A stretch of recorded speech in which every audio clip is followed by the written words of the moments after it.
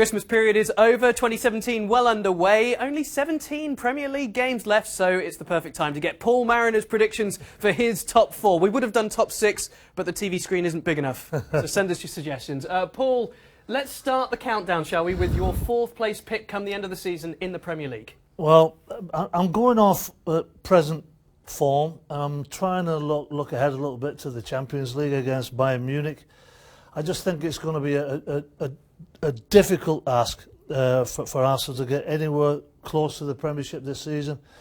I just feel that there's part of me says that they can push on, but when I see Giroud playing through the middle, it just concerns me. I just don't think they have enough to get up that this league table anymore. So I've got my fingers crossed that they finish fourth.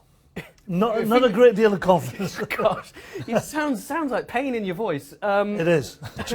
Trust me. The limits laid bare again for Arsenal. I've got Tottenham actually finishing fourth, right, as well as they're going at the moment. They're 6 wins in a row. I just see them having a few tricky fixtures coming up, and I think the Europa League will actually. Yeah, well, in third place, I have Tottenham. I think, look, there's no doubt in my mind that they're playing absolutely fantastic at the moment. What we've got to factor in is the Europa League is going to be starting up soon. I'm also factoring in what happened at the end of last season. They just sort of the wheels came off towards the end of the campaign. So I think they play great stuff. I love Pochettino, but I see them coming third. Okay, I've got in third place Manchester United, yep, given the run that they're on at the yep moment, and something you were talking to me about is their fixtures coming up. Yeah, seem all winnable. Well, absolutely. Look, I think this is a very, very difficult question. I don't know whether we've both got too much confidence in this, but the next few games, up until the 26th of February, Manchester United have got some very easy fixtures, and then they've got on the 26th they've got the Manchester derby against City. So up until then, they've got a great chance, and they're playing well. Okay, so it's time for the top two. I'll let you go first with this one. Well, I'm going with Liverpool. I think that the way that Klopp's got them going, good for them now that they've got Coutinho back. Obviously, they miss Mane. He's away at the African nations. But I just like that the way they play this high press. It seems that not many teams can play beyond that high press. They seem to have boundless energy.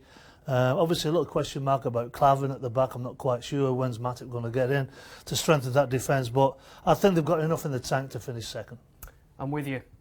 There we go. Liverpool in second place. Yeah. They just seem to be, at the moment, a very exciting side and gathering momentum. Yeah. Which leaves us... Well, I mean, everybody probably knows what number one's going to be.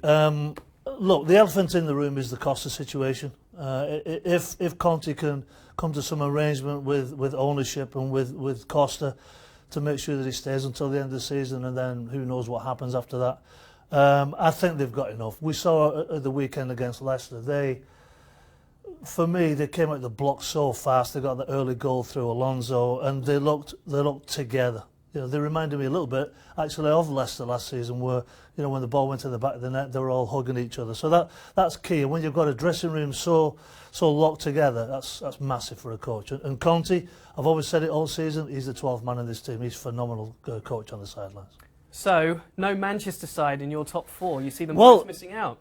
At the start of the season, I thought that Manchester City would win the league. I was very, very confident. Look, to some degree, I agree with you. I think that Manchester United have got, as we just said, they've got some good fixtures coming up.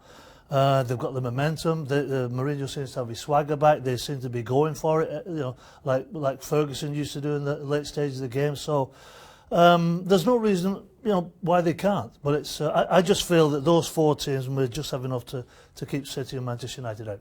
Okay, well, that's the thoughts of Paul Mariner. Let us know what you think, of course, at Twitter at ESPNFC and, of course, at ESPNFC.com. Keep it here. Many more twists to come.